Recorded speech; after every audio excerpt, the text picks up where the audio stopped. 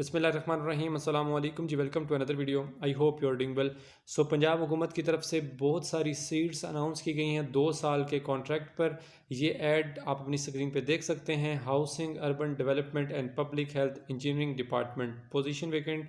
Housing urban development and public health engineering department requires services of progressively responsible professionals having experience of working with government or private organization in similar role for each post on lump sum. ये जो आपकी post है ये 2 साल के contract के ऊपर है। ये नीचे मेंशन भी है 24 मंथ्स फॉर द प्रोजेक्ट। ठीक है, ये कोई प्रोजेक्ट इन्होंने स्टार्ट किया पंजाब गवर्नमेंट ने, तो इस प्रोजेक्ट के लिए डिफरेंट कैटेगरीज के लोग जो हैं इनको रिक्वायर्ड हैं। और इसमें जो आपको सैलरी पैकेजेस दिए जाएंगे वो लम सम होंगे। ठीक है, उसमें लम सम का मतलब होता है कि उसमें कोई इंक्रीमेंट वगैरह नहीं लगेंगे। जो यहाँ पर उन्होंने बता दिया यही आपको 2 साल तक पैकेजेस मिलेंगे। ठीक है, तो नीचे ये एडवर्टाइजमेंट देखते हैं। ठीक है, इसमें कौन कौन सी सीट्स अनाउंस की गई हैं। तो सबसे पहले यहाँ पर जो पोस्ट है वो है जी हेड SPIU PPS 12 के इक्विवेलेंट है और नंबर ऑफ पोस्ट इसमें एक ही है। आगे सैलरी मेंशन है एंड क्वालिफिकेशन एक्सपीरियंस भी इसका मेंशन है कि आपने MSc की हो इंजीनियरिंग मैनेजमेंट के अंदर, ठीक है, या वाटर रिसोर्सेज मैनेजमेंट के अंदर, या इन्वायरमेंटल इंजीनियरिंग की हो, या PHE from HEC recognise university. तो इनमें से कोई भी अगर आपकी डिग्री है, ठीक है, देन आप इसमें अप्लाई कर सकते हो। And PEC registered having BSc civil engineering from HEC recognized university with minimum 15 years experience in water and sanitation sector। तो ये सारी चीज़ें इसमें एक्सपर्टीज़ भी लिखी हुई हैं, क्वालिफिकेशन भी लिखी हैं। अगर आपकी हैं, आप इस क्राइटेरिया में फॉलो करते हो, then you can apply for this job. ठीक है, and preference will be given to candidates having PhD degree in any of the above mentioned field. तो ये जितनी ऊपर फील्ड बता दी गई हैं इनमें से किसी में भी अगर किसी कैंडिडेट ने PhD की होगी तो आप अप्लाई करेंगे तो आपको प्रेफरेंस दी जाएगी। Must have international experience on above mentioned field, और आपके पास इंटरनेशनल एक्सपीरियंस भी मस्ट है कि वो होना चाहिए। ठीक है, उसके बाद सेकंड पोस्ट है जी वाटर सप्लाई एक्सपर्ट, और ये पे स्केल है जी PPS 10 का, और इसमें भी एक पोस्ट है 6 लाख रुपए इसमें आपकी मंथली इनकम होगी। यहाँ पर जो क्वालिफिकेशन रिक्वायर्ड है वो है जी MSc PHE environmental water resource engineering, 18 years education from HEC recognized university, and PEC registered having BSc civil engineering from HEC recognized universities with minimum 10 years experience in water supply sector, या BSc civil engineering 16 years of education from HEC recognized university with minimum 12 year experience. तो यहाँ पर ये complete उन्होंने detail बता दी गई है कि आपकी एकेडमिक क्वालिफिकेशन जो है ये होनी चाहिए और साथ में आपकी एक्सपर्टीज़ ये होनी चाहिए, देन आप इन पोस्ट के लिए अप्लाई कर सकते हैं।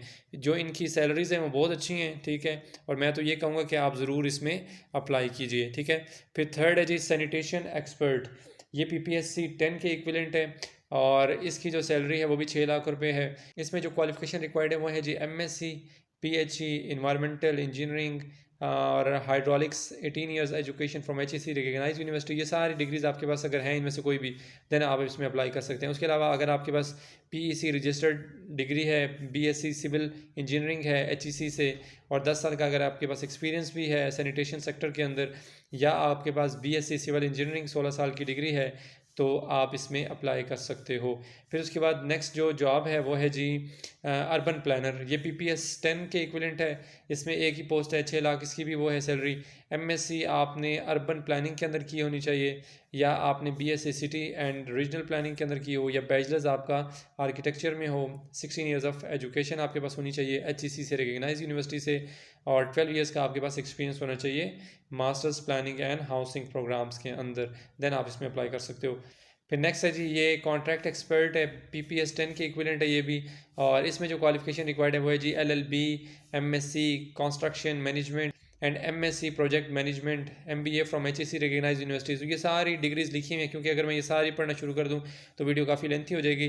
तो बाकी आप इसमें डिटेल्स देख लीजिएगा। अगर आपको ना समझ आए then you can ask in comment box section. ठीक है, फिर उसके बाद नेक्स्ट है जी MIS एक्सपर्ट, PPS 10 है ये भी, और इसमें भी आपकी जो सैलरी है वो बहुत अच्छी है।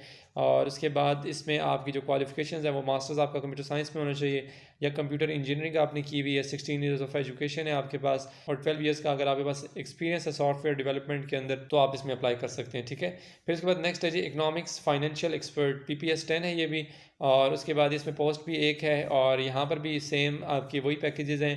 MPhil आपने फाइनेंस में किया हो या इकोनॉमिक्स में किया हो, 18 ईयर्स ऑफ एजुकेशन आपके पास होनी चाहिए, और 10 साल का आपका एक्सपीरियंस इसमें होना चाहिए। ठीक है, आप फिर इसमें अप्लाई कर सकते हो।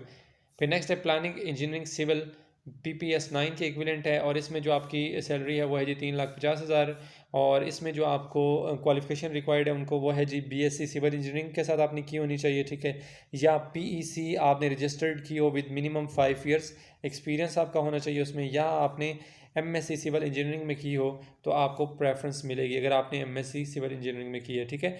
नेक्स्ट है प्लानिंग इंजीनियरिंग इन्वायरमेंट, ठीक है, इसमें 3,50,000, इसमें भी एक ही सीट है और BSc आपने इन्वायरमेंटल इंजीनियरिंग में की होनी चाहिए और या अगर आपने MSc इन्वायरमेंटल इंजीनियरिंग की है तो फिर आपको प्रेफरेंस दी जाएगी। नेक्स्ट है प्लानिंग इंजीनियर मैकेनिकल, ये भी PPS 9 है और इसमें भी एक ही पोस्ट है, 3,50,000 इसके भी पैकेज है और BSc आपने अगर मैकेनिकल इंजीनियरिंग के साथ की हुई है या आपने MSc मैकेनिकल इंजीनियरिंग किया तो आपको प्रेफरेंस मिलेगी, ठीक है। BSc किया तो आप अप्लाई कर सकते हो बट MSc वालों को प्रेफरेंस दी जाएगी। नेक्स्ट है प्लानिंग इंजीनियर इलेक्ट्रिकल, ये PPS 9 है, 3,50,000 इनकी भी सैलरी है, एक ही पोस्ट है, इसमें भी BSc अगर आपने की है इन इलेक्ट्रिकल इंजीनियरिंग तो आप इसमें अप्लाई कर सकते हो बट अगर आपने MSc किया तो आपको प्रेफरेंस दी जाएगी। नेक्स्ट 12 है जी water quality monitoring officer, PPS 8 scale है और इसकी भी एक ही पोस्ट है, 2,80,000 इनकी सैलरी है। इसमें जो क्वालिफिकेशन और एक्सपर्टीज़ रिक्वायर्ड है वो है जी MSc केमिस्ट्री आपने की हो, MSc इन्वायरमेंट इंजीनियरिंग आपने की हो या MSc इन्वायरमेंट साइंसेज या केमिकल इंजीनियरिंग में आपने मास्टर्स किया हो, ठीक है। और अगर आपका रेलिवेंट जो ये पोस्ट है इससे रेलिवेंट अगर आपका एक्सपीरियंस है 5 ईयर्स का तो आपको प्रेफरेंस दी जाएगी। उसके अलावा must have working experience on national and international water quality standards and practices, ठीक है, तो उसके अलावा आपको ये एक्सपीरियंस भी मस्ट होना चाहिए, ठीक है, देन आप इसमें ज़रूर अप्लाई कीजिएगा। नेक्स्ट 13 है जी कम्युनिकेशन ऑफिसर, PPS 8 इनका पे स्केल है और एक ही पोस्ट है और इसमें जो सैलरी है वो 220 है और इसमें जो एक्सपर्टीज़ और क्वालिफिकेशन रिक्वायर्ड है वो है जी masters in mass communication, 16 years of education from HEC recognise university having 5 years experience in relevant field, ठीक है, 5 साल का आपका एक्सपीरियंस होना चाहिए इसमें। फिर उसके बाद must be capable of MS PowerPoint, MS Word, MS Excel, तो जितने भी कंप्यूटर से रिलेटेड जितनी भी इन्फॉर्मेशन है ये सारी आपके पास होनी चाहिए, देन आप इसमें अप्लाई कर सकते हो, ठीक है। फिर नेक्स्ट है जी 14 monitoring and evaluation officer, PPS 7 पे स्केल है, एक ही पोस्ट है और ये जो पैकेज है वो है जी 2 लाख और इसमें जो आपके पास क्वालिफिकेशन होनी चाहिए वो है जी MBA M.Com from HEC recognise university और 5 ईयर्स का आपके पास एक्सपीरियंस होना चाहिए इस फील्ड के अंदर, ठीक है। और उसके बाद should be computer literate having experience MS office tools, ठीक है, और आपको कंप्यूटर से रिलेटेड जितनी इन्फॉर्मेशन है वो सारी होनी चाहिए और आगे यहाँ पर एज लिमिट भी लिखी हुई है, ठीक है। फिर उसके बाद नेक्स्ट है जी 15 accounts and admin officer, PPS 7 पे स्केल है, एक ही पोस्ट है, इसमें भी 2 लाख आपके पैकेज होगा और MBA M.Com आपका होना चाहिए, देन आप इसमें अप्लाई कर सकते हो और 5 साल का एक्सपीरियंस आपका इस फील्ड के अंदर यानी कि अकाउंट्स और एडमिन के अंदर होना चाहिए, फिर आप इसमें अप्लाई कर सकते हैं और उसके अलावा इसमें भी आपको कंप्यूटर आना चाहिए। फिर नेक्स्ट 16 है डाटा एनालिस्ट, PPS 7 पे स्केल है, इसमें 2 पोस्ट हैं और इसमें भी 2 लाख आपकी सैलरी होगी और मास्टर डिग्री इसमें मस्ट है आपकी बिजनेस स्टैटिस्टिक्स में या मैनेजमेंट में या स्टैटिस्टिक्स में, यानी इनमें से किसी में भी आपका अगर मास्टर है तो आप इसमें अप्लाई कर सकते हो या इंफॉर्मेशन एंड ऑपरेशनल मैनेजमेंट में भी अगर आपका मास्टर है तो आप इसमें अप्लाई कर सकते हो, इवन के कंप्यूटर साइंस में भी है तो तब भी आप इसमें अप्लाई कर सकते हैं, ठीक है। और 5 साल का आपका इस फील्ड के अंदर एक्सपीरियंस भी होना चाहिए और must have expertise in MS office और आपके अगेन वही जो एक्सपर्टीज़ होती हैं आपकी कंप्यूटर साइंस में कंप्यूटर से रिलेटेड क्योंकि ये प्रैक्टिकल वर्क है तो MS ऑफिस और ये MS एक्सेल वगैरह ये सारी चीज़ें आपको आनी चाहिए। फिर नेक्स्ट है 17 पोस्ट नेटवर्क एडमिनिस्ट्रेटर, PPS 7 पे स्केल है, एक ही पोस्ट है, इसमें भी 2 लाख आपकी इनकम होगी, इसमें मास्टर्स आपका कंप्यूटर साइंस में होना चाहिए और 5 साल का आपका रेलिवेंट एक्सपीरियंस होना चाहिए, देन आप इसमें अप्लाई कर सकते हो। फिर नेक्स्ट 18 है जी research associate and economics finance, ठीक है, PPS 7 इसका पे स्केल है, 2 पोस्ट हैं, 160,000 आपकी इसमें पे होगी और मास्टर्स आपका होना चाहिए कॉमर्स में या अकाउंटिंग में या फाइनेंस में या इकोनॉमिक्स में, बिजनेस एडमिनिस्ट्रेशन में, इनमें से किसी में भी अगर आपका मास्टर है तो आप इसमें अप्लाई कर सकते हो, इसमें भी आपको MS ऑफिस वगैरह ये सारी चीज़ें आनी चाहिए। फिर 19 है जी रिसर्च एसोसिएट सिविल, PPS 7 है पे स्केल, 2 सीटें हैं इसमें भी और इसमें भी 160 आपकी पे होगी और BS सिविल इंजीनियरिंग आपकी हो तो आप इसमें अप्लाई कर सकते हो या PEC भी हो तब भी आप इसमें अप्लाई कर सकते हो और इसमें भी आपके पास जो एक्सपर्टीज़ है वो MS ऑफिस वगैरह ये आनी चाहिए, ठीक है। और नेक्स्ट 20 है जी ऑटो ऑपरेटर, PPS 6 इसका पे स्केल है और एक ही इसमें पोस्ट है और 1,05,000 इनकी इनकम होगी और इसमें DAE in civil and certificate in AutoCAD with having minimum 5 year relevant experience, तो ये सारी एक्सपर्टीज़ होंगी, देन आप इसमें अप्लाई कर सकते हो।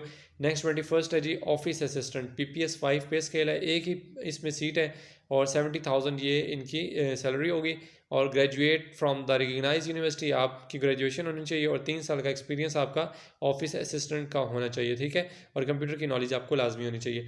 फिर नेक्स्ट है जी 22 ड्राइवर PPS3 इसका पे स्केल है, 3 ही इसमें पोस्ट हैं और 45,000 आपकी इसमें सैलरी होगी।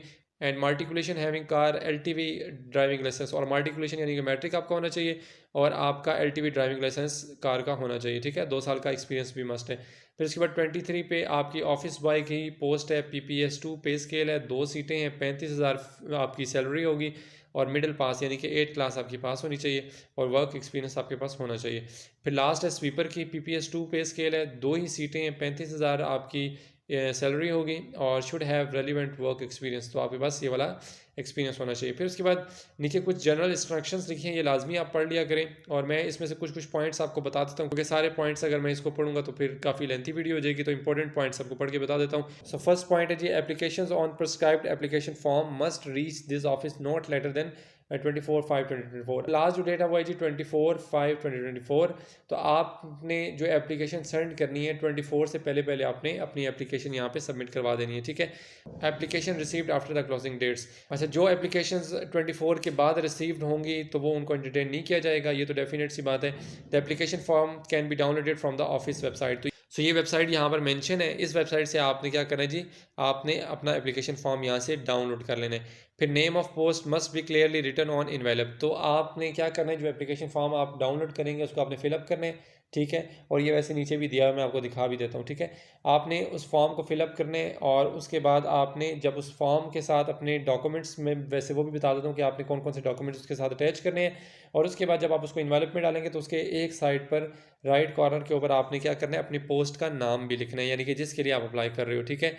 और अदरवाइज़ यहाँ पर लिखा हुआ है कि अगर आपने टॉप के ऊपर नाम नहीं लिखा होगा इन्वेलप के बाहर, अगर आपने अपनी जिस पोस्ट के लिए अप्लाई करें अगर नाम नहीं लिखा होगा तो आपको एंटरटेन नहीं किया जाएगा, यानी कि आपको कंसिडर नहीं किया जाएगा, ठीक है। नेक्स्ट थर्ड पॉइंट है, in case a candidate applies for more than one post separate envelopes and application forms should be use for each post, अगर आप एक से ज़्यादा यानी कि मल्टीपल पोस्ट के लिए अप्लाई करना चाहते हो तो फिर आपने सेपरेट एप्लीकेशन फॉर्म उसके लिए सबमिट करवाना होगा और सेपरेट ही इन्वेलप उसके लिए वहाँ पर सबमिट करवाना होगा, ठीक है।